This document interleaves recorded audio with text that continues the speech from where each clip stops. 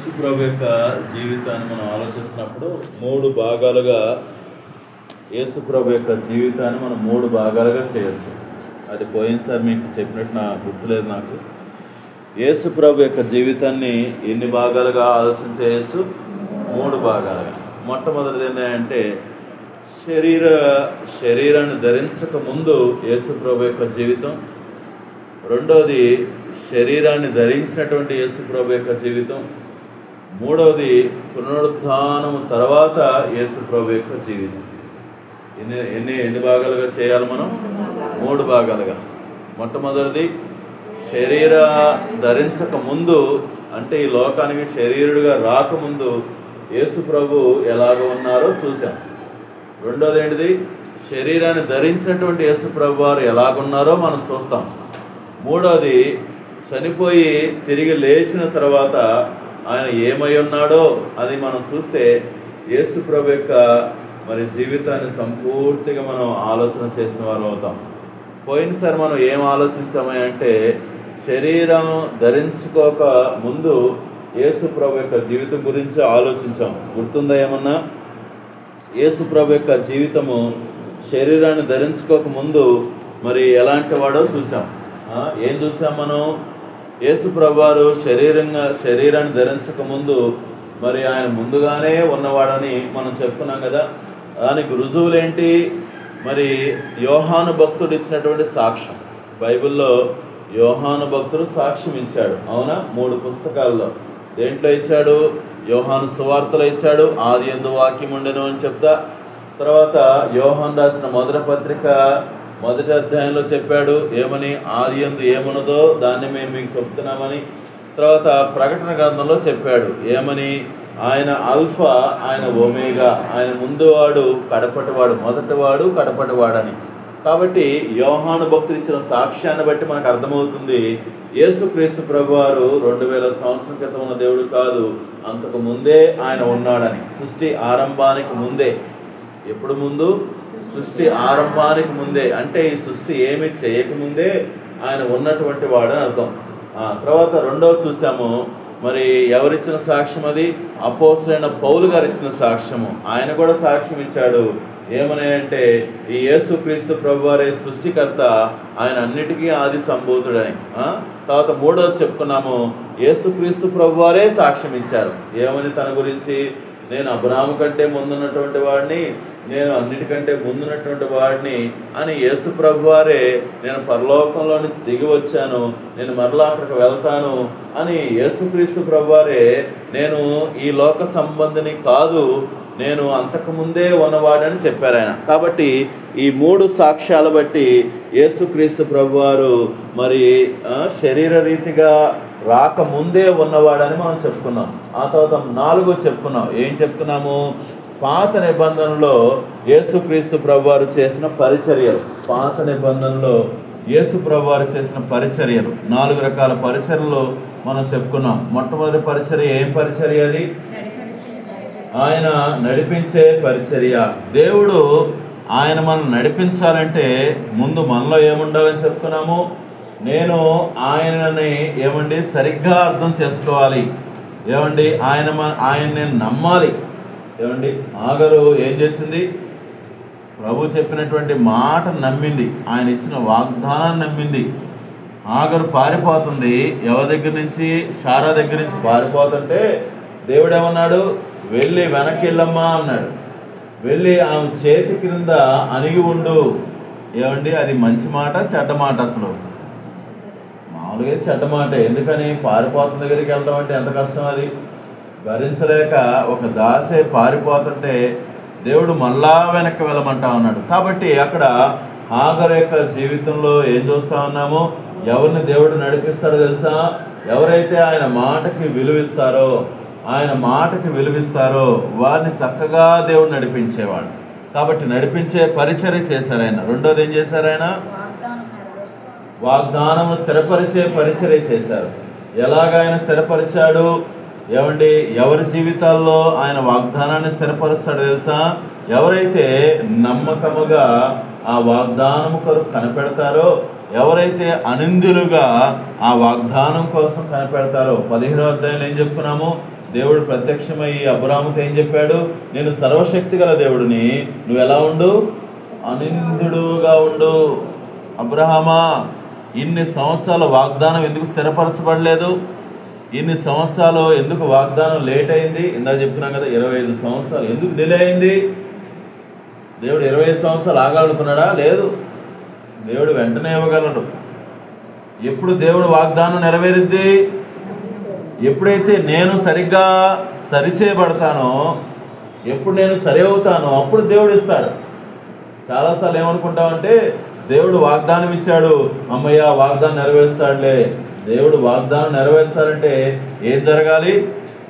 నేను నమ్మకంగా ఉండాలి, నేను సరిచేయబడాలి. అబ్రాహామును దేవుడు అనేక పరిస్థితుల ద్వారా తీసుకువెళ్ళి సరి చేస్తా చివరికి 99వ సంవత్సరంలో ఏమండి ఆ వాగ్దానాన్ని స్థిరపరిచాడనమాట. ఎలా స్థిరపరిచాడు? అబ్రహాముతో కలిసి భోజనం చేయటం ద్వారా వాగ్దానాన్ని స్థిరపరిచాడు. కాబట్టి వాగ్దానం స్థిరపరిచే పరిచర్య. మూడోది చెప్పుకున్నాం, సమకూర్చే పరిచర్య. దేవుడు ఎలా సమకూర్చాడు? ఏమండి, విశ్వాసం ఉన్నప్పుడు సమకూరుస్తాడు. అబ్రాహాముని దేవుడు చెప్పాడు కదా, ఏమని? నీ ఒక్కగానొక్క కుమారుడిని ఆ మొరియా పర్వతం మీద తీసుకెళ్ళి బలివయ్యా అంటే ఏం చేశాడు? విశ్వాసంతో ముందుకెళ్ళాడు అంతే. విశ్వాసంతో ఒక అడుగేశాడు అంతే. దేవా నువ్వు సమకూరుస్తావు ప్రభా అని అంటాం కాదు. ప్రభా నువ్వు అన్నీ చూసుకుంటావు ప్రభా అని ఆ మాటతో చెప్పటం కాదు. మనలో ఏం కనపడాలి? విశ్వాసపు అడుగు కనపడాలి. విశ్వాసంతో వేసే ఒక అడుగు దేవుడు ఏం చేస్తాడంటే సమకూరుస్తాడు. ఏమండి, అబ్రాహాము ఒక అడుగు అయిపోతే దేవుడు సమకూర్చేవాడా? లేదు. విశ్వాసంతో మనం ఏమండి ముందుకు వెళ్తే దేవుడు నాలుగోది ఏం చెప్పుకున్నాం? తండ్రి చిత్తాన్ని బయలుపరిచే పరిచర్య. ఏమండి, తండ్రి యొక్క చిత్తాన్ని బయలుపరచాలంటే నాలో ఏముండాలి? నా చిత్తాన్ని పక్కన పెట్టుకోగలిగే మనసు ఉండాలి. నా చిత్తాన్ని పక్కన పెట్టుకునే మనసు నాకు లేకపోకుండా దేవుడు ఏం చేయడు? ఆయన చిత్తాన్ని బయలుపరచాడు. అర్థమైందండి? మొదటి వేరు. మొదటిది ఏంటిది? విధేయత. నాలో విధేయత లేకపోకుండా దేవుడు నన్ను నడిపించాడు. ఇదేంటిది? నా ఇష్టాన్ని పక్కన పెట్టుకునే మనసు నాకు లేకపోతే దేవా నీ చిత్తాన్ని నాకు బయలుపరచయ్యా అంటే ఆయన బయలుపరచడు. చాలామంది బయలుపరచాడని చెప్తారు సాక్ష్యాలు. దేవుడు నాతో మాట్లాడు, దేవుడు నాతో మాట్లాడు. దేవుడు మాట్లాడినట్టు తెలుసా? వాళ్ళకి ఏదో ఇష్టమైంటుంది. బైబిల్ తీయంగా అన్ని వాగ్దానాలు కనిపిస్తూ ఉంటాయి. కాబట్టి అన్ని వాగ్దానం పట్టుకుని ఏమంటారు? అమ్మయ్యా దేవుడు నాకు వాగ్దానం ఇచ్చాడులే. అది కాదు. నా ఇష్టాన్ని నేను చంపుకోవడానికి ఇష్టపడితే అప్పుడు దేవుడు తన ఇష్టాన్ని బయలుపరుస్తాడు. ఏమండి, కాబట్టి 4 పరిచర్యల గురించి మనం ఆలోచన చేస్తాం. రండి ఈరోజు రెండవ భాగం మనం ఆలోచన చేద్దాం. శరీరధారి అయినటువంటి యేసు ప్రభువారు, ఇన్కార్నేటెడ్ క్రైస్ట్. ఏమండి, ఇది మనం కొద్ది సమయం మనం ఆలోచన చేద్దాం. యోహాను సువార్త 1వ అధ్యాయంలో ఒక మాట చూద్దామా? యోహాను సువార్త 1వ అధ్యాయం. ఈరోజు చెప్పుకోబోయే వర్తమానం ఒకవేళ మీకు ఒక క్లాస్ లాగా ఉండొచ్చేమో. ఏమండి, వర్తమానం లాగా ఉండకుండా క్లాస్ లాగా ఉండొచ్చేమో, కానీ ఇది చాలా ప్రాముఖ్యమైనది.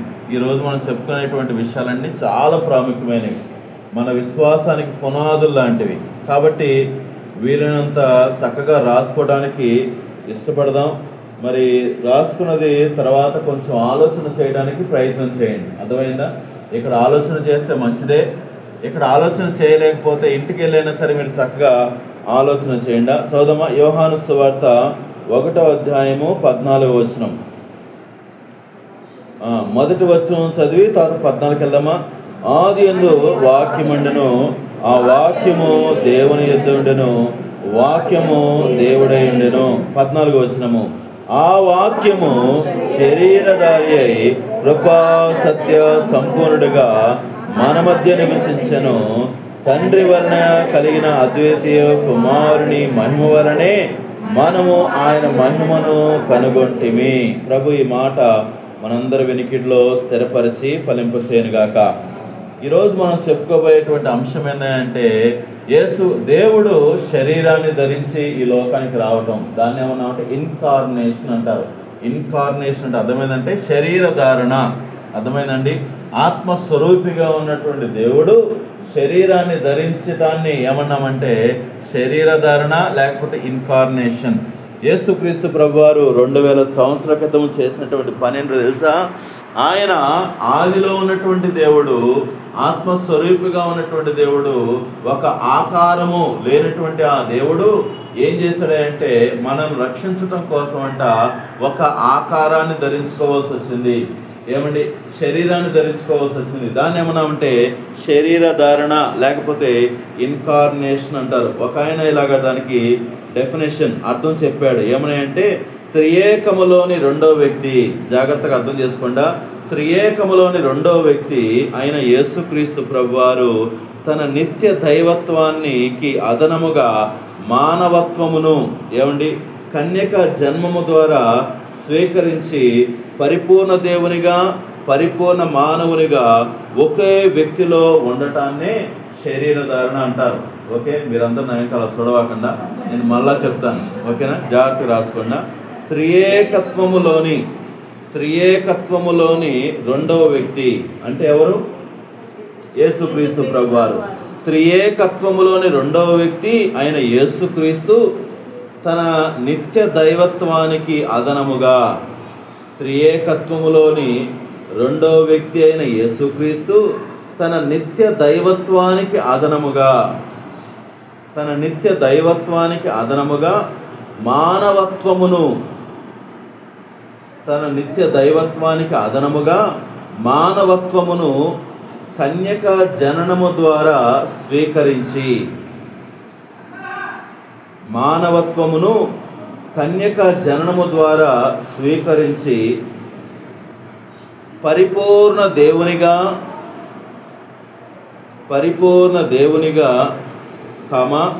పరిపూర్ణ మానవునిగా, పరిపూర్ణ దేవునిగా పరిపూర్ణ మానవునిగా ఒకే వ్యక్తిలో ఉండటమే శరీర ధారణ, ఇన్కార్నేషన్. ఒకసారి ఈ డెఫినేషన్ జాగ్రత్తగా అర్థం చేసుకోండి. శరీర ధారణ అంటే అర్థం ఏంటి? త్రియేక దేవుడు. మన దేవుడు ఎవరు? త్రియేక దేవుడు, తండ్రి, కుమార, పరిశుద్ధాత్మ దేవుడు.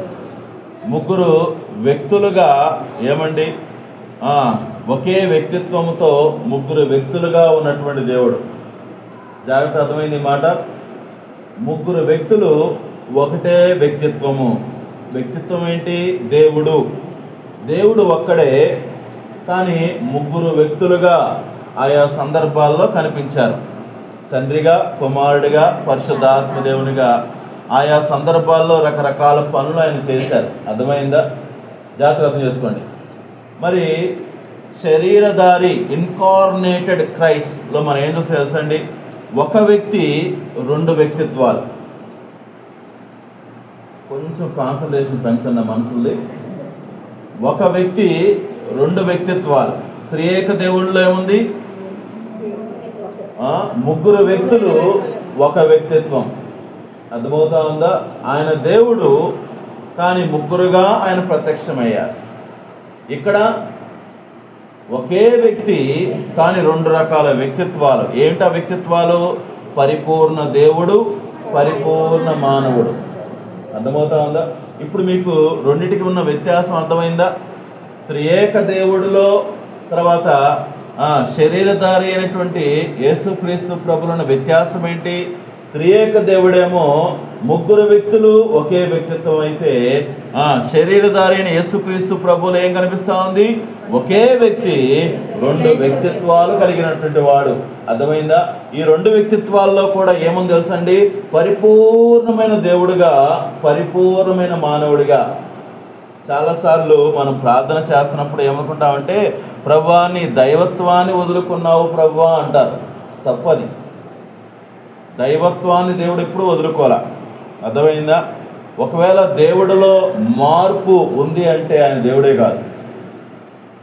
దేవుడిలో మార్పు జరిగింది అంటే ఆయన ఏమంటానికి అవకాశం లేదు, దేవుడు అంటానికి అవకాశం లేదు.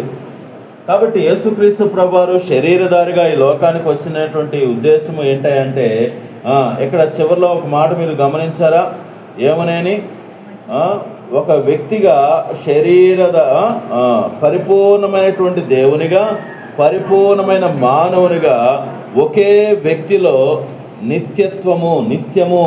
అక్కడ ఒక మాట యాడ్ చేసుకుండా, ఒకే వ్యక్తిలో ఉండటమే కాదు, ఒకే వ్యక్తిలో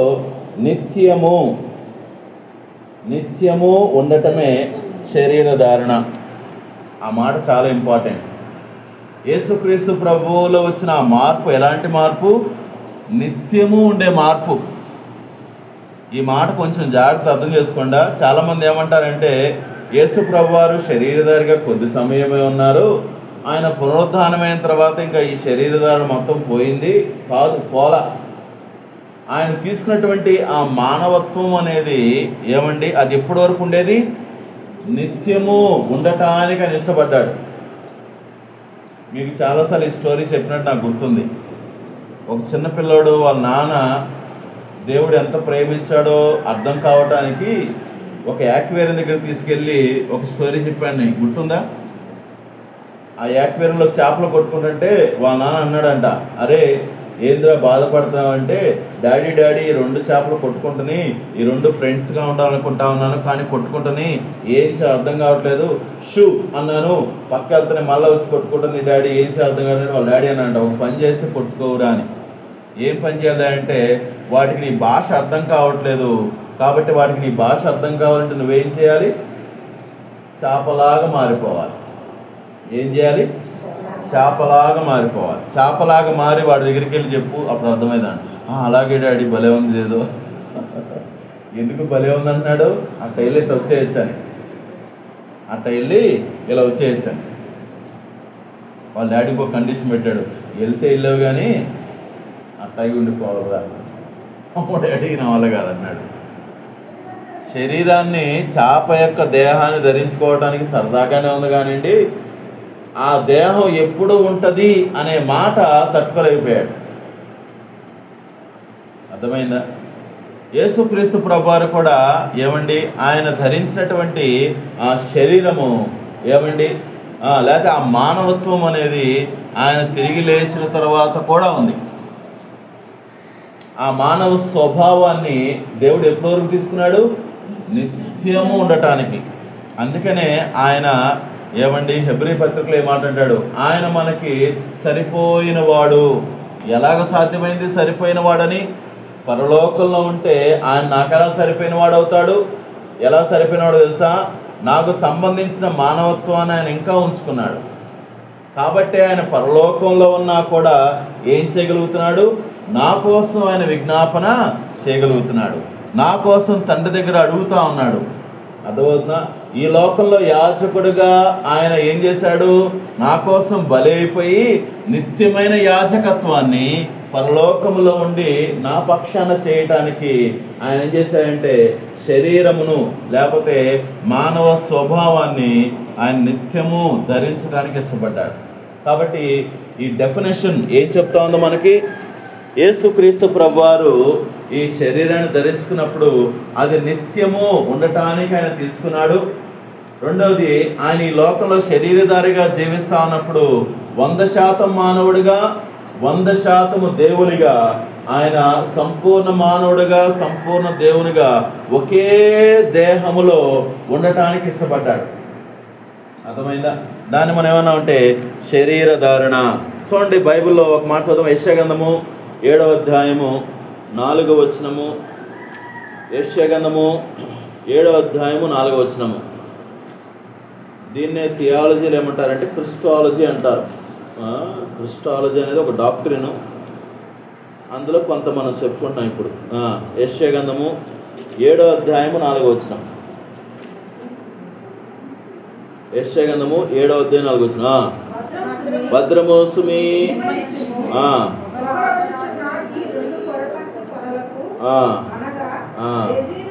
సరే, 9, 6 చదువుదామా? 7, 4 తప్పకుండా 9, 4.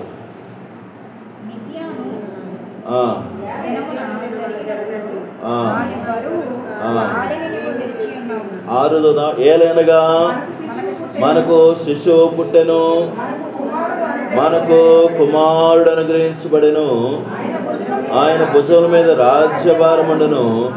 ఆశ్చర్యకరుడు, ఆలోచనకర్త, బలవంతుడైన దేవుడు, నిత్యుడగు తండ్రి, సమాధానకర్తకు అధిపతి అని అతనికి పేరు పెట్టెను. ఏలైనగా మనకు శిశువు పుట్టెను అనేటువంటి మాట దేని అర్థం చేస్తా ఉందంటే ఆయన మానవుడు. పుట్టెను అనేటువంటి మాట దేని అర్థం తెలియజేస్తా ఉంది? ఆయనలో మానవ స్వభావం ఉంది అని. రెండవది ఏంటిది? మనకు కుమారుడు అనుగ్రహించబడెను అనే మాట దేని తెలియజేస్తా ఉందంటే ఆయన దైవత్వాన్ని. అర్థమవుతా ఉందా? అనుగ్రహించడం అంటే అర్థం ఏంటి? ఆల్రెడీ ఉంది. అర్థమవుతా ఉందా? అడ్వెంట్ అంటారు దాన్ని. అడ్వెంట్ అంటే అర్థమైందంటే ఆల్రెడీ ఎగ్జిస్టెడ్ గాడ్, ఆయన ఉన్న దేవుడే. ఆయన ఏం చేశారంటే ఒక దేహాన్ని ధరించుకుని లోకానికి వచ్చాడు. అర్థమైందా? కాబట్టి ఆ అడ్వెంట్ అనేటువంటి మాట, ఇంగ్లీష్లో ఈ మాట ఉన్నది అడ్వెంట్ అనే మాట. అర్థమైందా? బర్త్ అనే మాట ఏం తెలియజేస్తా ఉందంటే ఆయన శరీరమును, మానవ స్వభావాన్ని. అడ్వెంట్ అనే మాట ఏం తెలియజేస్తా ఉందంటే ఆయన దైవత్వాన్ని. కాబట్టి ఈ వచనంలో రెండు మాటలు ఉన్నాయి. ఏ స్వభావం తెలియజేస్తుంది? ఆయన మానవ స్వభావాన్ని తెలియజేసే మాట కనిపిస్తుంది, దైవిక స్వభావాన్ని తెలియజేసే మాట. ఆ తర్వాత అవన్నీ కూడా ఏ లక్షణాలు? ఆయన ఆశ్చర్యకరుడు, ఆలోచనకర్త, బలవంతుడైన దేవుడు, నిత్యముండే తండ్రి, సమాధానానికి అధిపతి అనే మాటలన్నీ కూడా ఏం తెలియజేస్తున్నాయి? ఆయన యొక్క డివినిటీని, దైవత్వాన్ని. కాబట్టి యేసుక్రీస్తు ప్రభు ఈ లోకంలో జీవిస్తున్నప్పుడు ఈ మాట ఎప్పుడు మర్చిపోకండి. ఆయనలో 100% దైవత్వం కనిపిస్తూ ఉంటుంది, 100% మానవత్వం కనిపిస్తూ ఉంది. అర్థమవుతా ఉందా? కాబట్టి యెషయా గ్రంథంలో మనం ఆ మాట చూడొచ్చు. రండి తర్వాత ఒక మాట చూద్దామా. ఈరోజు మీకు 5 విషయాలు చెప్తాను. 5 విషయాలు యేసుక్రీస్తు ప్రభు యొక్క శరీరధారణ. జాగ్రత్తగా వినండి. శరీరధారి అయినటువంటి యేసుక్రీస్తు ప్రభు వారు రుజువులు, ఆయన శరీరాన్ని ధరించాడు అని బైబిల్ ఇస్తున్నటువంటి రుజువులు. మొట్టమొదటి మాట మనం చూద్దాం, శరీరధారి అని అనడానికి రుజువులు. రెండవది, స్త్రీ సంతానము అని పిలువబడటానికి కారణం ఏంటి? యేసుక్రీస్తు ప్రభువుని ఏమని పిలిచారు? స్త్రీ సంతానం. ఈ లోకంలో ఎవరైనా పిలవాలంటే ఏం పిలుస్తారు తెలుసా? తండ్రి పేరు పెట్టి పిలుస్తారు. ఎవరబ్బాయిరా? పలానా ధర్మారెడ్డి వాళ్ళ అబ్బాయినండి. బుజ్జి కొడుకు అని అండవు. అర్థమైందా? వెంకటేశ్వర అమ్మాయి అబ్బాయా, వెంకటేశ్వరం గారు వాళ్ళ అబ్బాయివా అని అనరు. ఎవరన్నా పిలవాలంటే, అడ్రస్ చేయాలంటే ఎవరిని పిలుస్తారు? తండ్రి పేరు పెట్టి పిలుస్తారు. అర్థమైందా? కానీ యేసుక్రీస్తు ప్రభుని ఏమి పిలిచారు? స్త్రీ సంతానము. కాబట్టి రెండవది మనం ఏం చూస్తామా అంటే స్త్రీ సంతానము అని పిలవడానికి కారణం ఏంటో మనం చూస్తాం. మూడవది, శరీరధారణ ఎందుకు ప్రాముఖ్యమైంది? ఎందుకు దేవుడు శరీరాన్ని ధరించుకున్నాడు? మూడవది ఏం చూస్తాం? శరీరధారణ ఎందుకు ప్రాముఖ్యమైంది? Importance of incarnation. నాలుగవది, ఎలాంటి శరీరధారణ ఆయన పొందాడు? శరీరాన్ని ధరించాలని చెప్పుకున్నాము. ఈ లోకంలో చాలామంది ప్రాముఖ్యంగా భారతదేశంలో ఏముంది తెలుసా? ఇది చాలా కామన్ వర్డ్. ఏంటిది? ఇన్కార్నేషన్ అనే మాట చాలా కామన్ వర్డ్. ఎందుకంటే చాలామంది ఏమని నమ్ముతారు? మన బిలీఫ్ అదే కదా. ఇదివరకు దేవుని దగ్గర రాకముందు నమ్మకం ఏంటి? ఇదే కదా. ఏ నమ్మకం? ఈ లోకంలో అవతారము. ఇంకొక మాట తెలుగులో చెప్పాలంటే శరీరధారణ అనే మాటకు బదులు అవతారం అంటారు. అవతారము, అవతరించాడు. అర్థమవుతా ఉందా? ఈ దేవుడు అవతరించాడు అని చాలాసార్లు ఈ మాట విన్నారా? ఆయన కొత్త చదువుతున్నారు. అవతరించాడు మాట విన్నాం కదా. నరావతారం అంటారు, లేకపోతే ఇంకొక అవతారం. అవతారం అనే మాట చాలా. యేసు ప్రభు కూడా అవతరించాడు. అర్థమవుతా ఉందా? ఉన్న దేవుడే అవతరించాడు, ధరించుకొని వచ్చాడు. మరి ఈయనలో ఉన్న ప్రత్యేకత ఏంటో చూద్దాం. అర్థమైనా? శరీరధారణలో ఉన్నటువంటి ఎలాంటి శరీరధారణ ఆయన పొందుకున్నాడు. ఐదవది, శరీరధారణ యొక్క ఉద్దేశం. ఎందుకు అసలు సిగ్నిఫికెన్స్ ఆఫ్ ఇన్కార్నేషన్? ఎందుకు ఆయన శరీరాన్ని ధరించుకొని రావాల్సి వచ్చింది? దానికి కారణం చూద్దాం. మొట్టమొదటి చూద్దామా. శరీరధారి అని అనడానికి రుజువులేంటి? అంటే చూడండి, ఆది కాండంలోనే ఆదాము పాపం చేసినప్పుడు దేవుడు ఏం చెప్పాడు? ఆది కాండము 3వ అధ్యాయము 15వ వచనం చదువుదామా మాట. ఆది కాండము 3వ అధ్యాయము 15వ వచనం. ఆది కాండము 3:15. మరియు నీకును స్త్రీకిని నీ సంతానముకును ఆమె సంతానమునకును వైరము కలుగు చేసేదను. ఇక్కడ ప్రభు చెప్పిన మాట ఏంటి? దేవుడు చెప్పిన మాట ఏంటి? స్త్రీ సంతానము. అర్థమవుతా ఉందా? దేవుడు ఈ లోకానికి ఎలా రాబోతున్నాడని చెప్పారు? స్త్రీ సంతానముగా. కాబట్టి యేసుక్రీస్తు ప్రభువారు శరీరధారిగా ఈ లోకానికి వస్తాడని ముందుగానే ప్రభు చెప్పారు. తర్వాత రెండోది చూసినట్టయితే ఇర్మియా గ్రంథము 23వ అధ్యాయము 30వ వచనము. ఎందుకు ఆయన స్త్రీ సంతానము అని పిలువబడింది? ఏ పురుష సంతానం అని పిలువబడచ్చు కదా. చూడండి, ఇర్మియా గ్రంథము ఎప్పుడైనా ఆలోచన చేశారా మీరు? ఇర్మియా గ్రంథము 23వ అధ్యాయము 30వ వచనం. ఇర్మియా గ్రంథము 23వ అధ్యాయము 30వ వచనం. కాబట్టి తమ జతవాని యొద్ద నుండి నా మాటలను దొంగిలించు ప్రవక్తలకు నేను విరోధిని. ఇదే యెహోవా వాక్కు.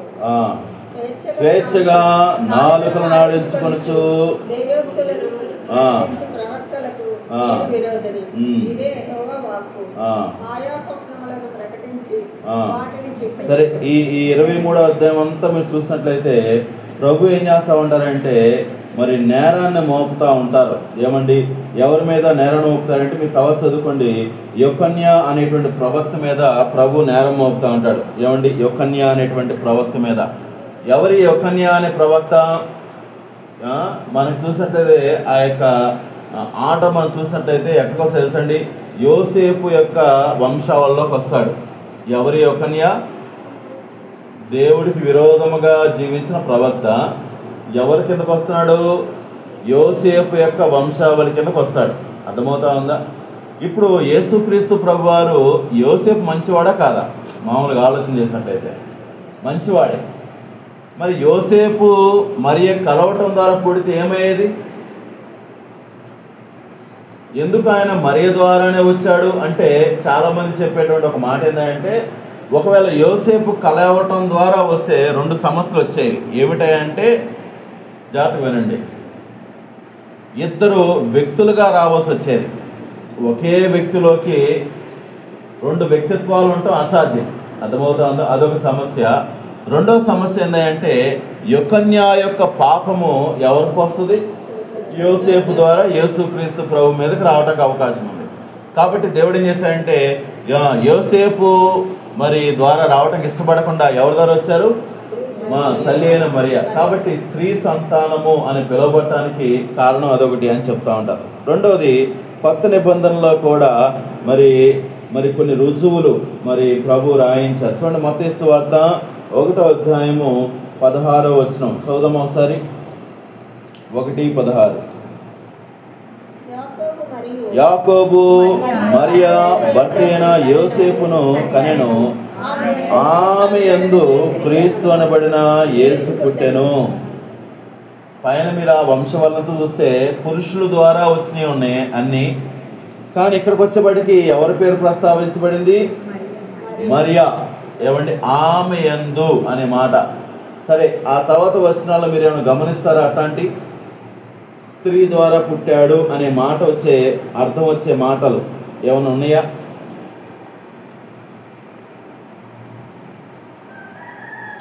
పద్దెనిమిదవ వచనం ఏమన్నాడే? వారు ఏకము కాకమునుపు అనే మాట ఏం తెలియజేస్తుంది? ఒకళ్ళ ద్వారా వచ్చారని, స్త్రీ ద్వారానే వచ్చారని. ఇంకా అలాంటి ఏమన్నా? ఇంకా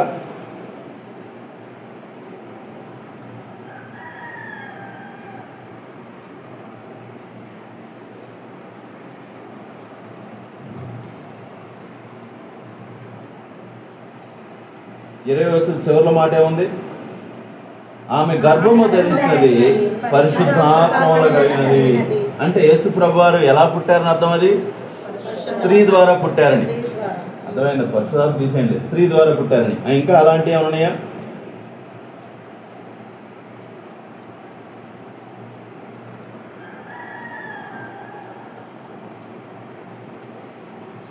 యేసు ప్రభువారు మరేకే పుట్టారు, ఇద్దరికి పుట్టలేదు అంటానికి రుజువులు ఇవన్నీ. ఇంకెక్కడున్నాయా? 25 ప్రైజ్ ది లార్డ్. ఏకము కాక ఎరుగకుండెను అంటే యోసేపు ఆమెను టచ్ చేయలేదు. అర్థమవుతుందా? అంటే అర్థం ఏంటి? ఎవరికి పుట్టారని యేసు ప్రభువారు? స్త్రీకే పుట్టారని అర్థమైందండి. తర్వాత రోమీయులకు రాసిన పత్రిక 5వ అధ్యాయము కొత్త నిబంధనలో మరికొన్ని రుజువులని యేసుక్రీస్తు ప్రభువారు స్త్రీ సంతానముగా పిలువబడ్డారు. రోమీయులకు రాసిన పత్రిక 5వ అధ్యాయంలో కొన్ని మాటలు చూద్దామా? 5:12 నుంచి.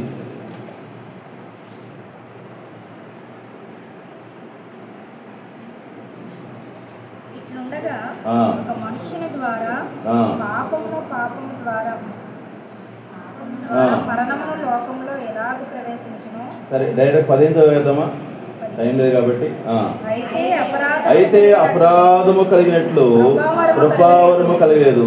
ఎట్లనగా ఒకని అపరాధం వలన అనేకులు చనిపోయినట్లా మరి ఎక్కువగా దేవుని కృపయు యేసు క్రీస్తును ఒక మనుష్యుని కృప చేత. ఇక్కడ ఏమని రాయబడింది? యేసు క్రీస్తు అను ఒక మనుష్యుడు. కాబట్టి యేసు క్రీస్తు ప్రభువారు శరీరధారిగా ఈ లోకానికి వచ్చారంటానికి ఇదొక గుర్తుగా మనం చూడొచ్చు. తర్వాత 1 కొరింథీ రాసిన మొదటి పత్రిక 15వ అధ్యాయంలో కూడా ఒక మాట మనం చూద్దామా? కొరింథీ రాసిన మొదటి పత్రిక 15వ అధ్యాయము 47వ వచనము. 15:47.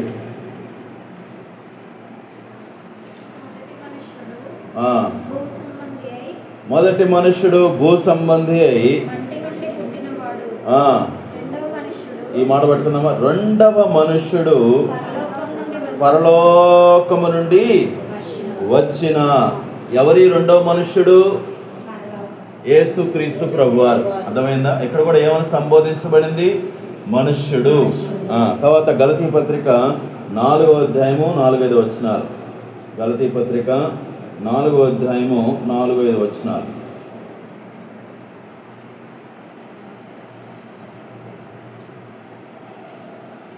అయితే కాలము పరిపూర్ణమైనప్పుడు దేవుడు తన కుమారుని పంపెను. ఆయన స్త్రీ యందు పుట్టి, ఏమండి ఎలా పుట్టారట? యేసుక్రీస్తు ప్రభువారు స్త్రీ సంతానము. కాబట్టి మొట్టమొదటిగా మనం ఏం చూసాము? యేసుక్రీస్తు ప్రభువారు శరీరాన్ని ధరించి లోకానికి వచ్చారు, స్త్రీ సంతానముగా ఆయన వచ్చారు అంటానికి రుజువులు పాత నిబంధనలో కొన్ని చూసాము, కొత్త నిబంధనలో కొన్ని చూసాము. రెండో చూద్దామా? స్త్రీ సంతానముగా పిలవబడటానికి కారణం ఏంటి? నేను మూడు విషయాలు రాసుకున్నా. ఎందుకు ఆయన స్త్రీ సంతానముగా పిలువబడ్డారు? ఇందాక ఒక కారణం మీకు చెప్పాను, గుర్తుంది? అది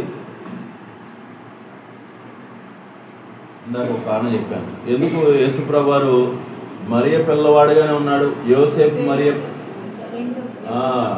యొకన్య యొక్క పాపము, ఏమండి తండ్రి యొక్క రే మొత్తం కూడా ఏం కనిపిస్తూ ఉంది? పాపము వస్తూ ఉంది. కాబట్టి వాళ్ళ యొక్క శాపము రాకుండా ఉండాలన్నట్టుగా ఒక ఆలోచన, ఏమండి అది సరైనదా కాదని తీసి పక్కన పెడితే దైవజనులు చాలామంది ఒప్పుకునేటువంటి ఒక ఆలోచన. కాబట్టి జన్మలో పాపం ఉండకూడదని.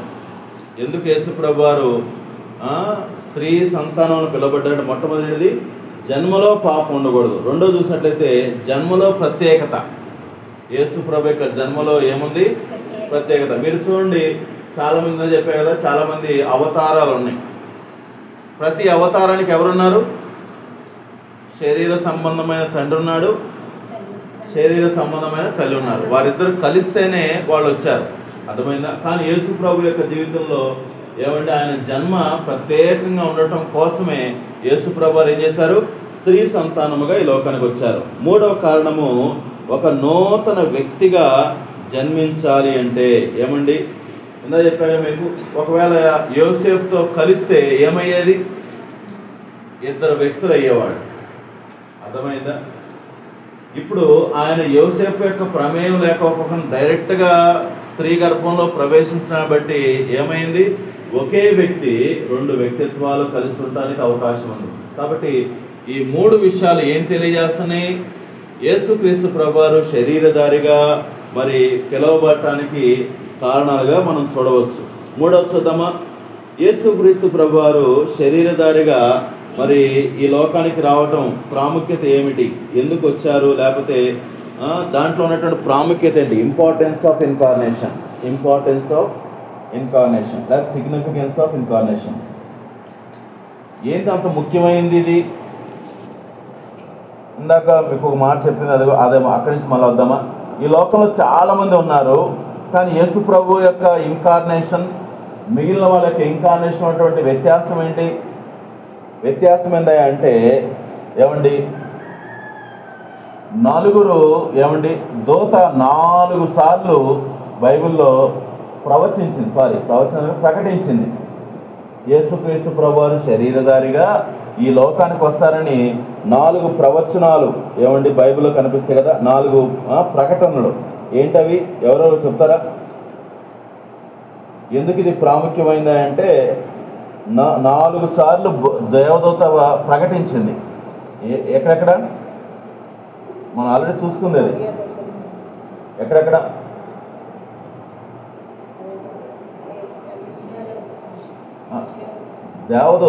దేవదూత ప్రకటించింది. ఎక్కడెక్కడ? ఒకసారి ప్రకటిస్తే అమ్మో అనుకుంటాం, 2 సార్లు అంటే ఇంపార్టెంట్ అని, 4 సార్లు ఒకే విషయాన్ని ప్రకటించారంటే చాలా ప్రాముఖ్యమైందని అర్థమవుతా. ఈ పాయింట్ మనం ఏం చెప్పుకున్నామంటే, ఎందుకు శరీరధారణ ఇన్కార్నేషన్ ఆఫ్ క్రైస్ట్ అనేది ఎందుకంత ఇంపార్టెంట్ అంటే, ఎంత ప్రాముఖ్యమైంది అంటే దేవదూత 4 సార్లు ప్రకటించింది. ఎక్కడెక్కడ? లోకానికి ప్రకటించిందా? లోకాక అంతేనా? లోకా కాదులే, ఎవరు చెప్పారు? యోసేపు అని, తేజమేనా? యోసేపు ప్రకటించింది, అవును కదా. నిద్రపోతున్నప్పుడు స్వప్నంలో ప్రభు యొక్క దూత చెప్పింది. రెండోది మరియతో చెప్తారు, అవును కదా, అమ్మ దయాప్రాప్తురాల అని మంచి గుడ్ న్యూస్ చెప్తాడు. తర్వాత ప్రైజ్ లార్డ్ షెపర్డ్స్ చెప్తారు, వాళ్ళు కాల్చుకుంటా ఉన్నప్పుడు వాళ్ళకి ప్రత్యక్షమే. 4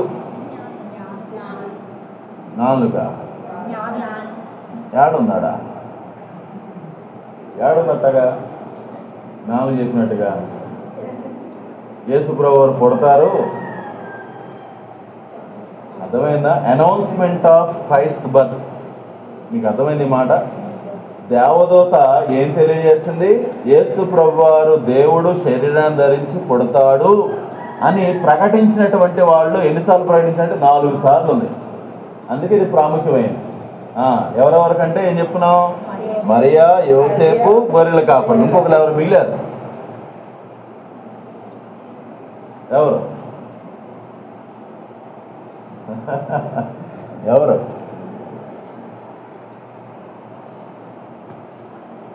బాగా మా మెదడుకి పని పెడుతున్నట్టున్నారుగా చాలాసేపు నుంచి. ఎవరు? నాన్నుల్ని నడిపించింది, ఇటెల్లు అని నడిపించింది. చెప్పలే వాళ్ళకేమి. సిమియోనికి దేవత చెప్పిందా?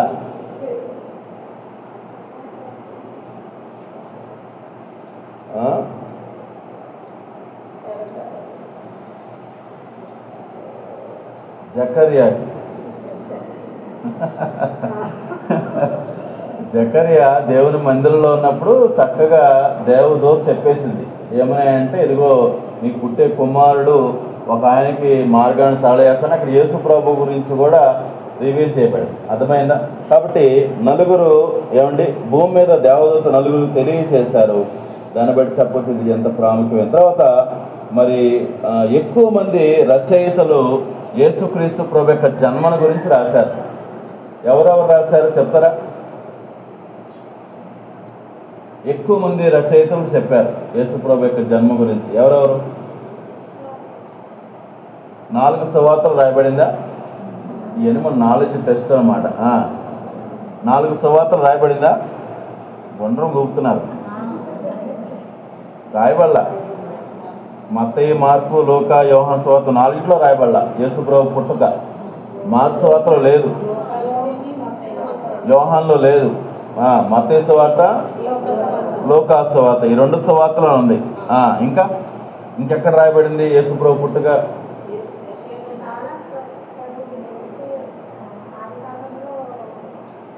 ఆది కాండంలో రాయబడింది యేసుప్రభు వారు పుడతారని.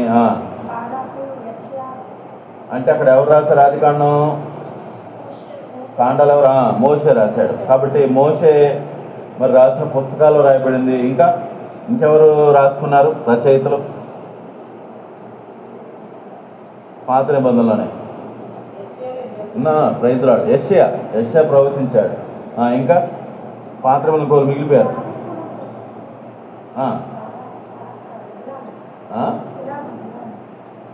మనం అసలు అది ఆ పుస్తకాలన్నీ చెప్పేసాక మోషే అని ఇంకా వదిలేయండి. రచయితలు అన్నాయన, పుస్తకాలు వదిలేయండి. రచయితలు, ఎక్కువ మంది రచయితలు యేసుప్రభు యొక్క పుట్టుక గురించి రాశారు. అందుకే ఇది ప్రాముఖ్యమైంది. ఇంకోళ్ళు మిగిలిపోయారు ఓల్డ్ టెస్ట్మెంట్లో. మీకా గ్రంథం 5వ అధ్యాయం ఉండదు కదా, ప్రభు యొక్క పుట్టుక గురించి, బెత్లెహేములో పుడతాడని. కాబట్టి కొత్త నిబంధనలు ఇంకా సువార్త రాయబడి ఇంకా ఉందా? పత్రికలో రాయబడింది. అవునా? పత్రికలో ఎవరు రాశారు యేసు ప్రభు యొక్క పుట్టుక గురించి?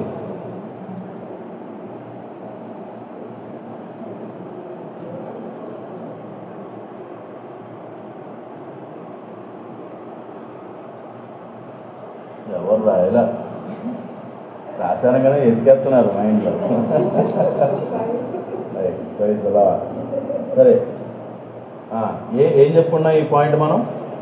శరీర ధారణ ఎందుకు అంత ప్రాముఖ్యమైంది అంటే 4 సార్లు దేవదూత ప్రకటించింది, అందుకే ప్రాముఖ్యమైంది.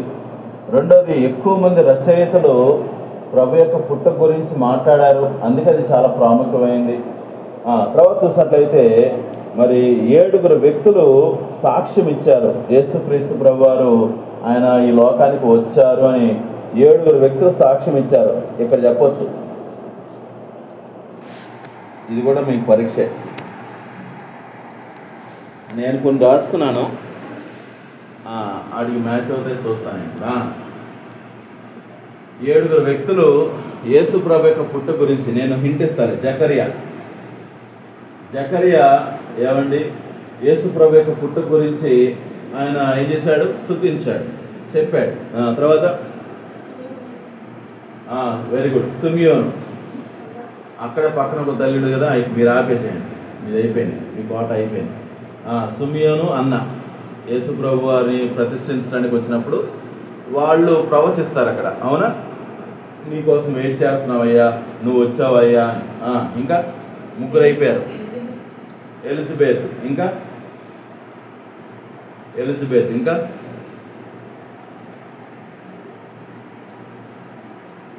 4 అయిపోయిన, ఇంకా 3 ఉన్నారు. చెప్పేసాను, అయిపోయిందిగా. ఇంకా ఎలిజబెత్ దగ్గరికి వెళ్ళినప్పుడు మరి మేరీ ఏం చేస్తుంది? ప్రభు గురించి ప్రవచిస్తుంది, ఆమె కూడా స్తుతిస్తుంది. మేరీ. ఇంకా 2 మిస్ అయ్యారు. Praise Lord. గొర్రెల కాపర్లు. ఇక ఆపండి మీరు కూడా, ఎక్కువ అయిపోయింది మీకు కూడా. ఇంకొకరు ఎవరు మిస్ అయ్యారు?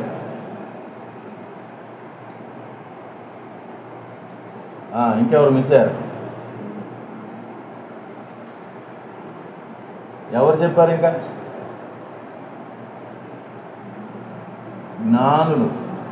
జ్ఞానులు చెప్పుకుంటూ వెళ్ళారు, రాజు చెప్పారు. అర్థమైందా? కాబట్టి యేసు ప్రభు యొక్క పుట్టుక గురించి మరి చెప్పిన వాళ్ళు ఎవరంటే 7 వ్యక్తులు సాక్ష్యం ఇచ్చారు, అందుకే ఇది ప్రాముఖ్యమైంది. తర్వాత మరి క్రైస్తవ విశ్వాసానికి పునాది లాంటిది. ఎందుకు ఇది ప్రాముఖ్యమయ్యా అంటే యేసుక్రీస్తు ప్రభు వారి లోకానికి వచ్చారు, దేవుడు ఈ లోకానికి వచ్చాడనే సత్యము మన విశ్వాసానికి ఎలాంటిది? అది పునాది లాంటిది. అర్థమైందా? ఎందుకు పునాది చూడండి ఒకసారి. యోహాను రాసిన మొదటి పత్రికలో ఎందుకు అది కీ అయితే అంటే యోహాను రాసిన ఒక్క నిమిషం ఆగండి,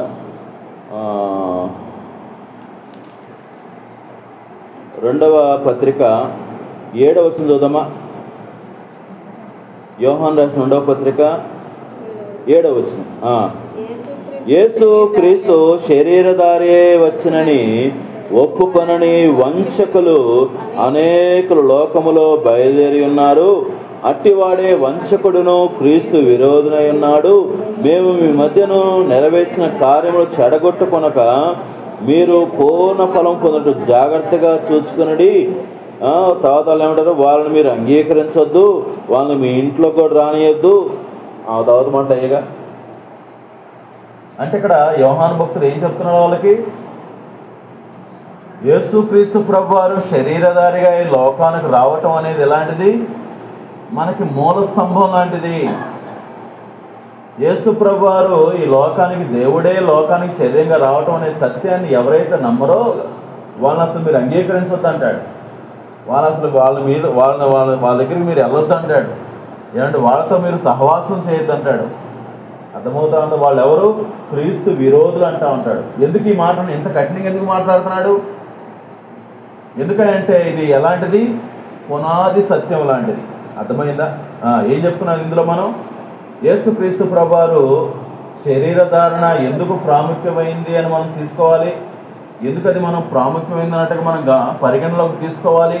ఎందుకంటే దేవదూత ఎన్నిసార్లు చెప్పింది? ఒకే విషయాన్ని 4 సార్లు చెప్పింది. అర్థమైందా? ఒకరికి చెప్పి అందరికి చెప్పమ్మా అలా ఒకే విషయం 4 చెప్పిందంటే అర్థమైంది. దేవదూత వచ్చి చెప్పిందంటే ఏంటి? చాలా ప్రాముఖ్యమైందని అర్థం. అది రెండోది, ఎక్కువ మంది రచయితలు యేసు ప్రభు యొక్క పుట్టు గురించి రాశారు.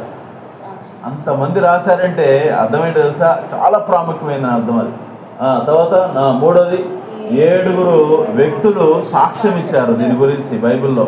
కాబట్టి ఇది చాలా ప్రాముఖ్యమైంది. తర్వాత ఇది మనకి పునాది లాంటి సత్యం. దీన్ని ఎవరైతే నమ్మట్లేదో అసలు వాళ్ళు యేసుక్రీస్తు ప్రభు యొక్క కార్యాన్ని కూడా అనుభవించిన వాళ్ళే అన్నట్టుగా చెప్పేస్తున్నాడు. ఆ తర్వాత 4 చూద్దామా. ఎలాంటి శరీరధారణ ఆయన ధరించారు? ఎలాంటి శరీరధారణ? 4వది, ఎలాంటి శరీరధారణ? The nature of incarnation. Nature of incarnation ఏమండి? మొట్టమొదటిది, నిజమైన మానవత్వం కలిగినటువంటి వాడాయన. ఏమండి? ఎలాంటి శరీరధారణది? నిజమైన మానవత్వం. అదవుతుందండి 100% హ్యూమన్ నేచర్ అంటారు.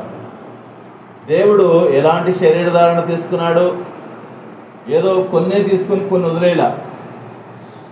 శరీరం ధరిస్తాలే రోగాలు వద్దు అనలా. శరీరం ధరిస్తానులే ఆకలి ఒకటి వద్దులే అనలా. ఎలాంటి శరీరధారణ అది? 100% ఏమండి శరీరధారణ. లూకాసు వార్త 24వ అధ్యాయంలో చూద్దాం ఒక మాట. లూకాసు వార్త 24వ అధ్యాయం. యేసుక్రీస్తు ప్రభువారు 100% శరీరధారణ అనే మాట అక్కడ చూడండి. ప్రభు 24వ అధ్యాయము 39 చూద్దామా.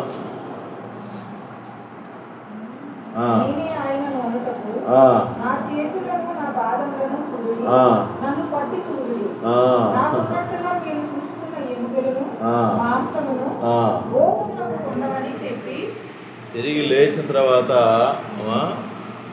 మన బ్రదర్ ఉన్నాడు కదా, ఏమన్నాడు? ముట్టుకుంటే కానీ అమ్మనయ్యా. ఇందాక మీకు ఒక మాట చెప్పాను. యేసు ప్రభు యొక్క శరీరధారణ డెఫినేషన్లో ఒక మాట చెప్పాను. ఏంటది? నిత్యము ఉండేటువంటిది. అది హ్యూమన్ నేచర్ దేవుడు ఎప్పటివరకు ఉంచుకుంటా అన్నాడు? ఇటర్నల్గా ఉండే విధంగానే తీసుకున్నాడు దాన్ని. ఏదో 33-4 సంవత్సరాలే తర్వాత వదిలేస్తానులా. ఆయన నిత్యము ఉండటానికి ఆయన తీసుకున్నాడంట. అందుకే ఆయన రిజరక్షన్ అయిన తర్వాత కూడా ఆయనకేముంది? శరీరముతోనే ఆయన ఏమయ్యాడు? పునరుద్ధానమయ్యాడు. అదవుతుంది. అందుకని మనం కూడా ఏమి నమ్ముతున్నాము? పౌలు గారు కూడా ఏమి నమ్ముతున్నారు? తిరిగి లెగుస్తాము, మళ్ళీ ఏముంటుంది? మనకి శరీరం వస్తుంది, ఆ శరీరము మరి ఇలాంటి శరీరం కాదది, నూతన పరచబడిన మహిమ శరీరము. అర్థమైందా? మనం కూడా ఆత్మలా తిరగం ఆడ పరలోకంలో. మనం కూడా ఆత్మలా ఉండం, రూపం లేకుండా ఉండమంట. మనకు కూడా ఏముంటుంది? శరీరం ఉండదు. ఎందుకంటే యేసుక్రీస్తు ప్రభువారు కూడా. కాబట్టి యేసు ప్రభువారు మరి ఎలాంటి వాడుగా ఈ లోకానికి వచ్చారంటే ఆయన శరీరాన్ని ఎలాంటిదంట? 100% ఏమండి మానవత్వం కలిగినటువంటి వాడుగా. రెండో చూద్దామా? 100% ఆయన పర్ఫెక్ట్ హ్యూమన్ బీయింగ్గా. చూడండి ఆయన ఎందుకని ఏమంటారు? యోహాను రాసినటువంటి మొదటి పత్రిక 3వ అధ్యాయం 5వ వచనం చూద్దామా? యోహాను రాసిన మొదటి పత్రిక 3:5. అక్కడ యోహాను భక్తులు ఒక చక్కటి మాట ప్రభు గురించి సాక్ష్యం ఇస్తారు. ఏమన్నాయంటే అదే స్టేట్మెంట్ యేసు ప్రభు వారు కూడా చెప్తారు. రెండో భాగం చూద్దామా? ఆయన యందు పాపమేమీ లేదు. యేసుక్రీస్తు ప్రభు వారు శరీరాన్ని 100% ధరించుకుని చెప్పాము. శరీరాన్ని ధరించుకున్నప్పుడు ఏమండి ఏమి ఉండటానికి అవకాశం ఉంది? పాపము చేయటానికి అవకాశం ఉంది. కానీ యేసు ప్రభు వారు అంటే ఏం చేయలేదంట? అదే కదా ఆయన ప్రభు అంటారు, నాలో పాపం ఉందని మీలో ఎవడు స్థాపించగలడు. కాబట్టి యేసుక్రీస్తు ప్రభు వారు ఎలాంటి వాడంటే మరి perfect humanity. Humanity was perfect అనే మాట మనం చెప్పుకోవచ్చు. హ్యుమానిటీ వాజ్ రియల్ అని చెప్పుకున్నాము. 100% మానవత్వము, నిజమైన మానవత్వం కలిగిన వాడుగా ఉన్నాడు. తర్వాత పర్ఫెక్ట్ హ్యుమానిటీ, పాపము లేనటువంటి మానవ స్వభావాన్ని ఆయన కలిగిన వాడుగా ఉన్నాడు. తర్వాత ఇంకో మాట చూద్దామా? తను తాను తగ్గించుకున్న వాడుగా ఉన్నాడు. చూడండి ఫిలిప్పీ పత్రిక 2వ అధ్యాయము 6-7. ఎలాంటి శరీరధారణ అంటే మరి తను తగ్గించుకోవటానికి ఇష్టపడిన శరీరధారణ. చూడండి ఫిలిప్పీ పత్రిక చాలాసార్లు ఈ మాటలు మనం చదివాం కదా. ఇక్కడ మనం తప్పు అర్థం చేసుకుంటాం. ఏమని? 2వ అధ్యాయము 6-7 వచనం చూద్దామా? ఆయన దేవుని స్వరూపము కలిగిన వాడై ఉండి దేవునితో సమానముగా ఉండుట విడిచిపెట్టకూడని భాగ్యమని ఎంచుకొనలేదు, మనుష్యుని పోలికగా పుట్టి. అంటే యేసుక్రీస్తు ప్రభువారు ఏం చేశారైనా? దేవుడితో సమానముగా ఉండేటువంటి ఆ భాగ్యాన్ని, అంటే ఏం వదులుకున్నారైనా? దైవత్వాన్ని వదులుకోవాలా. జాగ్రత్తగా అర్థం చేసుకోండి. డివైన్ క్యారెక్టర్స్ని వదులుకోవాలా. దేవునికి ఉండే లక్షణాలను వదులుకోవాలా. ఏం వదులుకున్నారు? పొజిషన్. అర్థమవుతా ఉందా? ప్లేస్, పొజిషన్, ప్లేస్, గ్లోరీ, మహిమను వదులుకున్నారు. అర్థమవుతా ఉందా? అందుకనే యోహాను సువార్త 17వ అధ్యాయంలో మళ్ళీ ఆయన ఏమని ప్రార్థన చేస్తారు? తండ్రి, ఇదివరకు ఉన్న మహిమను మళ్ళా నాకు ఇవ్వవా? అర్థమవుతా ఉందా? కాబట్టి దేవుడు తను తాను ఏమండి కొన్ని విషయాలు పక్కన పెట్టుకున్నారంట. ఈ హ్యూమన్ నేచర్ని తీసుకోవడానికి ఏం పక్కన పెట్టారు?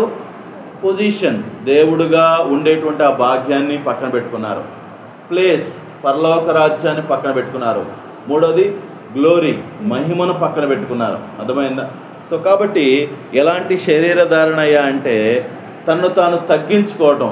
మీరు చెప్పండి, ఇప్పుడు అలాంటి దేవుడు ఇప్పుడు తను తాను ఏం చేసుకున్నాడు? శరీరధారణ కోసం తగ్గించుకున్నారు. అర్థమవుతా ఉందా? పరలోకంలో ఉండేటువంటి దేవుడు శరీరాన్ని ధరించుకోవడం ద్వారా ఎక్కడ నివసించాల్సి వస్తుంది? భూమి మీద. ఏమండి ఆకలే ఎరుగినటువంటి ఆ దేవుడు, లేకపోతే కష్టము లేకపోతే పెయిన్ అనుభవించినటువంటి ఆ దేవుడు శరీరాన్ని ధరించుకోవడం ద్వారా ఏమనుభవించాడు? పేదరికాన్ని అనుభవించాడు. 30 సంవత్సరాలు ఆయన వడ్రంగి పనిచేసి ఏమండి కష్టాన్ని అనుభవించాడు, ఆకలి అనుభవించాడు. ఆకలి ఉందా లేదా ఆయనకి? 40 రోజులు ఉపవాసం తర్వాత అక్కడ మాట ఏమైంది? ఆయన ఆకలి కొనగా. ఆయన ఆకలి అనుభవించాడు. ఏమండి దేనివల్ల? శరీరాన్ని ధరించుకోవడం ద్వారా. అర్థమైంది? కాబట్టి శరీరధారణగా ఉన్నటువంటి యేసుక్రీస్తు ప్రభువులో ఏమండి ఆయన ఎలాంటి శరీరం ధరించుకున్నాడే అంటే తను తాను తగ్గించుకునేటువంటి శరీరధారణ. 4 చూద్దామా? శాశ్వతమైనటువంటి మానవ వ్యక్తిత్వాన్ని తీసుకున్నాడు. ఇందా చెప్పాక మీకు ఎప్పటి వరకు ఉండేది? అది నిత్యము ఉండేది. అర్థమవుతుందా? నిత్యము ఉండేది. దానికి రుజువేంటి?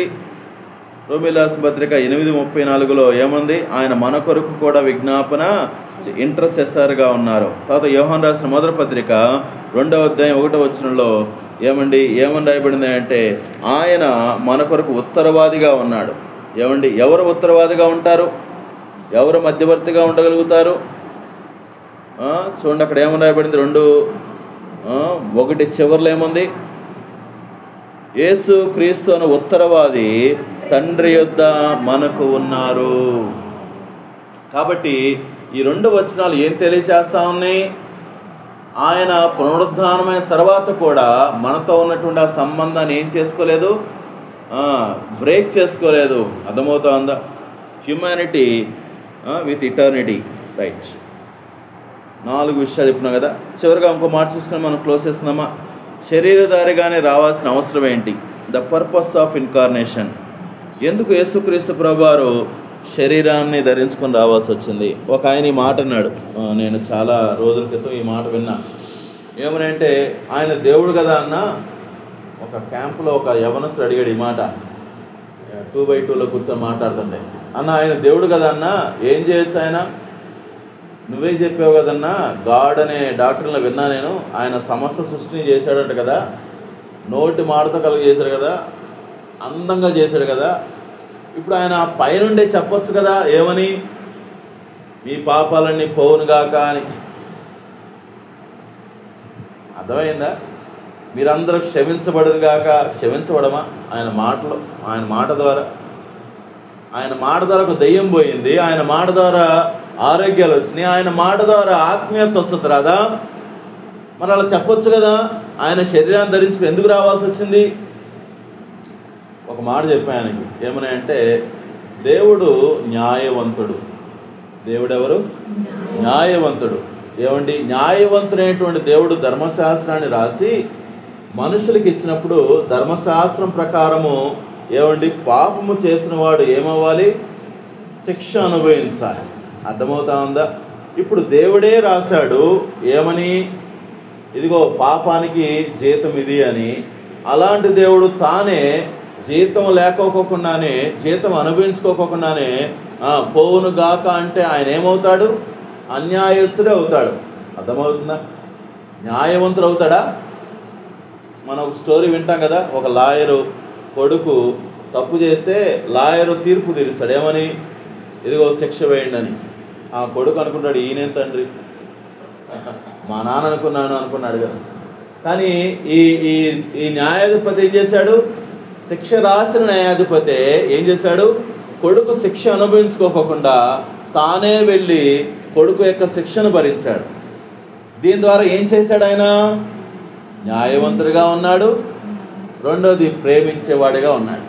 దేవుడు లోకమును ప్రేమించెను అనే మాట ఎంత సత్యమంటే ఆ ప్రేమ ఏం చేసిందంటే ఈ లోకానికి వచ్చి ఆయన వేసినటువంటి శిక్షని ఆయనే భరించేలా చేసింది. కాబట్టి ఈ సత్యం మర్చిపోకుండా ద పర్పస్ ఆఫ్ ఇన్కార్నేషన్, ఎందుకు ఆయన శరీరధారిగా ఈ లోకానికి వచ్చాడు, ఉద్దేశం ఏంటి అంటే మీకు ఒక 7 విషయాలు చెప్తాను, 8 విషయాలు. మొట్టమొదటిది లేఖనములు నెరవేర్చడం కోసం. ఎందుకు యేసుప్రభువారు శరీరాన్ని ధరించుకున్నాడు? దేవుడే ఎందుకు శరీరాన్ని ధరించుకుని లోకానికి వచ్చాడంటే లేఖనాల యొక్క నెరవేర్పు కొరకు. ఆదికాండం 3వ అధ్యాయం 15వ వచనంలో మరి ముందుగానే ప్రభు చెప్పారు కదా, ఏమని? స్త్రీ సంతానము ఈ లోకానికి వస్తుంది, ఆయన ద్వారా మీకు విమోచన వస్తుందని.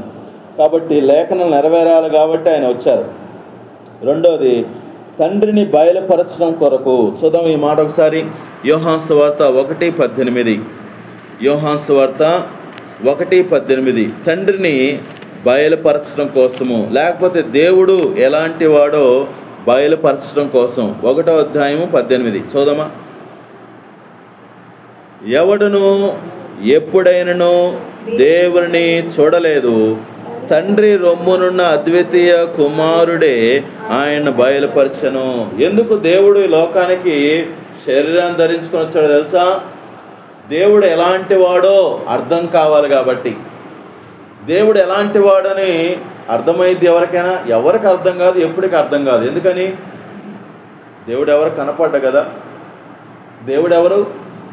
ఆయన ఆత్మస్వరూపి. దేవుడు ఎవరు కనపడ్డు, దేవుడు ఇలా ఉన్నాడని తెలుసుకోవాలని నేను ప్రయత్నించినా నాకు అర్థం కాదు. కానీ ఇప్పుడు ఈరోజు నాకు అర్థమవుతుంది. ఏమని? అయ్యా నువ్వు నన్ను ప్రేమిస్తున్నావయ్యా అని. ఎలా ఆరాధిస్తావు నువ్వు? ప్రభు నన్ను ఎంత ప్రేమించావయ్యా, నన్ను వెతుకుతున్నావు ప్రభు, నా మాటలు వింటున్నావు ప్రభు. ఎలా తెలిసింది ఇవన్నీ? ఎలా తెలిసింది? ఎవరు బయలుపరిచారు? యేసుక్రీస్తు ప్రభు వారు బయలుపరిస్తేనే మాకు అర్థమైందా? కాబట్టి యేసు ప్రభు వారు ఏమన్నారు? నేనే బయలుపరచడానికే తప్ప ఎవరు చూడలేరు అనేది అక్కడ మనం చూస్తాను. తర్వాత ఒక మాట చూద్దామా? 3వది, పాపములకు ప్రాయశ్చిత్తం చేయటానికి యేసుక్రీస్తు ప్రభు వారి లోకానికి వచ్చి. చూడండి, మార్క్స్ వార్త 10వ అధ్యాయం 45వ వచనం. మార్క్స్ వార్త 10:45. పాపములు ప్రాయశ్చిత్తము చేయటానికి యేసుక్రీస్తు ప్రభు వారు ఈ లోకానికి వచ్చారు. 45, మనుష్య కుమారుడు పరిచారము చేయించుకున్నట్టుకు రాలేదు కానీ పరిచారము చేయుటకును అనేకులకు ప్రతిగా విమోచన క్రయధనముగా తన ప్రాణము ఇచ్చుటకును వచ్చాను. యేసు ప్రభువు ఎందుకు లోకానికి వచ్చారంట? అనేకుల కొరకు ప్రాణ విమోచన క్రయధనముగా తన ప్రాణమును. కాబట్టి పాపములు ప్రాయశ్చిత్తము చేయటానికి. మరొక రెఫరెన్స్ మనం చూస్తే హెబ్రీ పత్రిక 9:26 కూడా మీరు రాసుకోండి. హెబ్రీ 9:26. తర్వాత చూద్దాం 4వది, సాతానిక క్రియలను లయపరచుటకు. చూడండి, యోహాను రాసిన మొదటి పత్రిక 3వ అధ్యాయం 8వ వచనం. యేసు ప్రభు వారు ఎందుకు ఈ లోకానికి వచ్చారంట? చదువుదాం మాట ఒకసారి. 3:8 రెండో భాగం. అపవాది యొక్క క్రియలను లయపరచుటకే దేవుని కుమారుడు ప్రత్యక్షమాయెను. ఏమిటి అపవాది క్రియలు? యోహాను రాసిన మొదటి పత్రిక 3వ అధ్యాయం 8వ వచనం. అపవాది యొక్క క్రియలు అంటే అర్థం ఏంటి?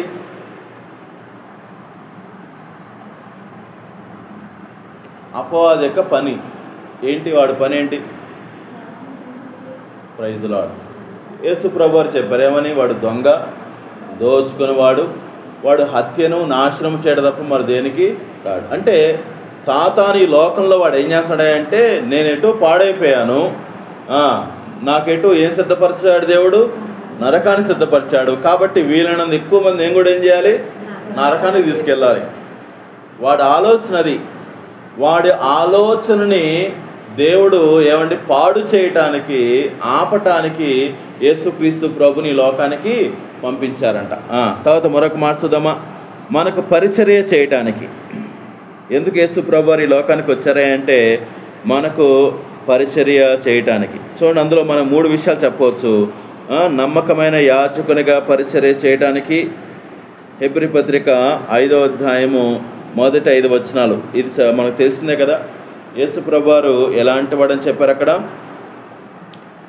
మన కొరకు మరి ప్రార్థన చేసేటువంటి వాడని అక్కడ మనం చూస్తాం కదా. తర్వాత మధ్యవర్తిగా, తిమోతి రాసిన మొదటి పత్రిక 2:5, మధ్యవర్తిగా, మీడియేటర్. 3వది వచ్చినట్టయితే ఉత్తరవాదిగా లేకపోతే ప్రతినిధిగా. రోమీయుల రాసిన పత్రిక 5వ అధ్యాయము 18 నుంచి 19 వచనాలు. ఇది ఒకసారి చూద్దామా? ఇది మనకు కొంచెం ఐడియా లేదు కదా. రోమీయుల రాసిన పత్రిక 5:18 నుంచి 19. రోమీయుల రాసిన పత్రిక 5:18, 19 వచనాలు.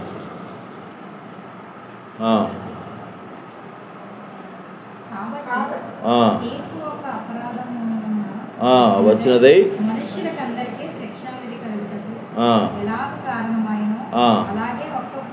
ఒక్క పుణ్యకార్యం వలన కృపాదానము మనుష్యులందరికీ జీవప్రాప్తమైనటువంటి నీతి విధింపబడుటకు. అంటే ఒక్క మనుష్యుని ద్వారా అనేకులు ఏమయ్యారు? జీవిస్తున్నారట. అర్థమవుతా ఉందా? అంటే అర్థం ఏంటి? యేసుక్రీస్తు ప్రభువారు ఎలా వచ్చారంటే మనకు ప్రతినిధిగా. అర్థమవుతా ఉందా? ఇప్పుడు భారతదేశానికి ఎవరో ఒకరు ఆడతారు, వెళ్ళి ఒకళ్ళు గెలుస్తారు. ఒకళ్ళు గెలవటం ద్వారా ఏమొచ్చింది? భారతదేశం గెలిచిందని అంటారు. అర్థమవుతా ఉందా? అంటే వాళ్ళు ఎవరు? ఒకళ్ళ ద్వారా అందరికీ పేరు వస్తుందంటే ప్రతినిధి. కాబట్టి యేసుక్రీస్తు ప్రభువారు ఎలాగా ఈ లోకానికి వచ్చారంటే నాకు పరిచర్య చేయడానికి. ఎలా పరిచర్య చేయడానికి? నా స్థానములో ఉండటానికి వచ్చారంట. 3 చెప్తాం మళ్ళీ ఒకసారి. నా స్థానంలో ఉండటానికి. రెండోది మధ్యవర్తిగా. మధ్యవర్తి అనే మాటకు అర్థం ఏంటి? ఇది చదువుకుందే కదా. మధ్యవర్తి అంటే ఏంటి? మీడియేటర్ అంటే అర్థం ఏంటి?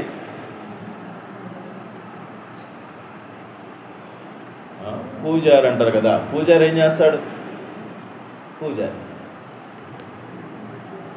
ఏం చేస్తాడండి? మనకు బదులుగా లోపలికి వెళ్తాడు. మనం వెళ్ళలేము. మనం వెళ్తాము లోపలికి, బయట నుంచోబెడతాడు. ఆయన ఏం చేస్తాడు? లోపలికి వెళ్ళి చేయాల్సిన చేసి మళ్ళీ వచ్చి చెబుతాడు ఏమని? చేశానమ్మా అని. మీడియేటర్ అంటే అర్థమైందంటే దేవునికి మానవునికి మధ్యలో సంబంధాన్ని కలిపేవారు. అర్థమైందా? దేవునికి మానవునికి మధ్యలో సంబంధాన్ని కలిపేవారు. ఈ లోకంలో ఎవరు లేరు మధ్యవర్తులు. ఎందుకని? ఎవరిలో కూడా ఏమి లేదు. దేవుని దగ్గరికి వెళ్ళేంత పరిశుద్ధత లేదు. అర్థమవుతా ఉందా? యేసుక్రీస్తు ప్రభువారు మాత్రమే ఆయన పరిశుద్ధుడు. యేసుక్రీస్తు ప్రభువారు మాత్రమే ఆయన సంపూర్ణమైన మానవుడు. మానవుడుగా ఉండటాన్ని బట్టి నాకు సంబంధం ఉంది, పరిశుద్ధంగా ఉండటాన్ని బట్టి దేవునితో కూడా సంబంధం ఉంది. కాబట్టి ఆయన మాత్రమే ఎవరు? మధ్యవర్తిగా ఉండగలవాడు. కాబట్టి యేసు ప్రభువారు ఈ లోకానికి రావడానికి ఉద్దేశం ఏంటంటే నాకు పరిచర్య చేయడానికి. ఎలాంటి పరిచర్య? నా ప్లేస్లో ఉండటానికి, నాకు మధ్యవర్తిగా ఉండటానికి. ఆ తర్వాత మూడోది చెప్పుకున్నాం మనం, ఉత్తరవాదిగా యాజకునిగా ఉండటానికి. అర్థమవుతా ఉందండి. తర్వాత 6వది రెండవ రాకడను సిద్ధపరచడానికి. ఎందుకు యేసు ప్రభువారు లోకానికి వచ్చారా అంటే సెకండ్ కమింగ్ని ప్రిపేర్ చేయడానికి. ఏమంటే యేసు ప్రభువారు మొదటి రాకడ లేకపోతే ఏమి లేదు. చదువుమాట హెబ్రీ పత్రిక 9వ అధ్యాయం 28వ వచనం. హెబ్రీ పత్రిక 9:28.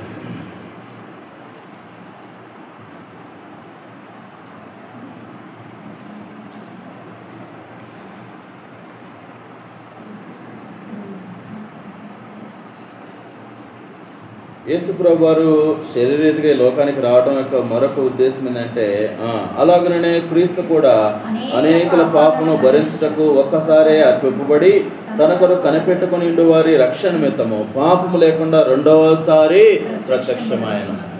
రెండవసారి ప్రత్యక్షం అవటానికి కోసం ఏం జరగాలి? ముందు అసలు మొదటి ప్రత్యక్షత అవ్వాలి. అర్థమవుతా ఉందా? కాబట్టి ఎందుకు యేసు ప్రభువారు మొదటిసారి వచ్చారంటే రెండవసారి ఆయన ప్రత్యక్షం అవ్వాలని. ఏంటి రెండవసారి ఆయన ప్రత్యక్షమైన ఉద్దేశం ఏంటి? మనల్ని ఆయన దగ్గరికి తీసుకువెళ్ళాలి. జాగ్రత్తగా అర్థం చేసుకోండి. దేవుని యొక్క మెయిన్ పర్పస్ ఏంటో తెలుసా? పాపములో జీవిస్తున్న మానవుడిని నిత్యము తనతో ఉంచుకోవాలని. తనతో ఉంచుకోవాలంటే ఏం జరగాలి? పరిశుద్ధపరచబడాలి. పరిశుద్ధపరచబడాలంటే ఏం జరగాలి? ఆయన రావాలి, ఆయన బలియాగం అర్పించాలి. అర్థమైందా? అది జరిగిన తర్వాత ఏం జరిగింది? రెండవది. కాబట్టి యేసు ప్రభువారు ఈ లోకానికి రావడానికి ఉద్దేశం ఏంటంటే రెండవ రాకడను సిద్ధపరచడానికి. 7వ చదమా. దావీదుకి ఇచ్చినటువంటి వాగ్దానము నెరవేర్చడానికి. దావీదు భక్తునికి దేవుడు ఏమి ఇచ్చాడు వాగ్దానం? ఎక్కడుందో అది చెప్తారా? దావీదుకి ఇచ్చిన వాగ్దానం అదేలే, ఎక్కడుందో చెప్తారా అన్న?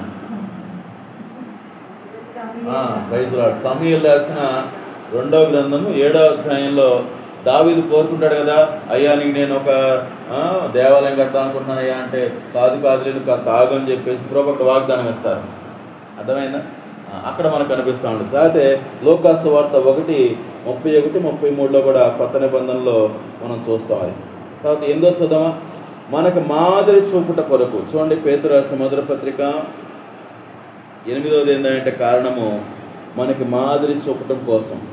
పేతురు రాసిన మొదటి పత్రిక 2:21. పేతురు రాసిన మొదటి పత్రిక 2:21.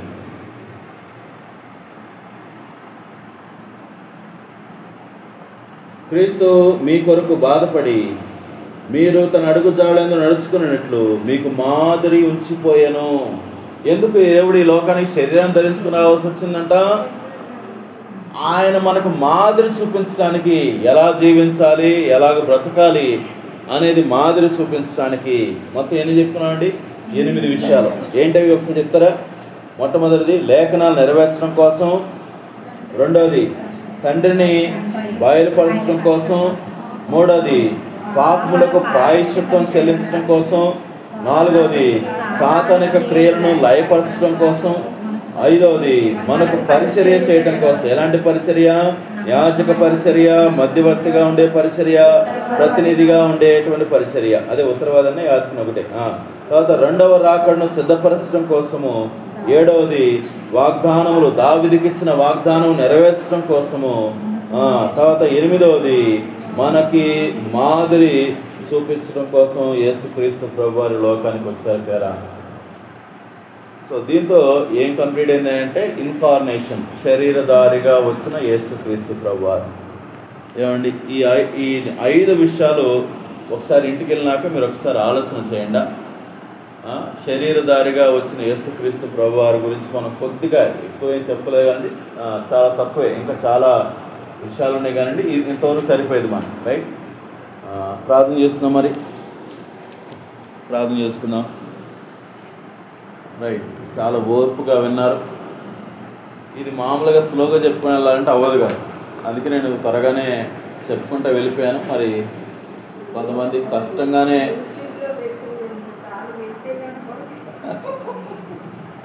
అది కొంచెం జాగ్రత్తగా వినాల్సిందే. అర్థమైందండి? ఎందుకు ఇది మనం చెప్పుకున్నామంటే ఇది మనకు పునాది లాంటి. రైట్, యేసుక్రీస్తు ప్రభువారు శరీరాన్ని ధరించి లోకానికి వచ్చారనే సత్యాన్ని మనం జాగ్రత్తగా అర్థం చేసుకుంటే ఏమంటే నిజంగా ప్రభుని ఎంతగా మనం స్తుతిస్తాం. రైట్.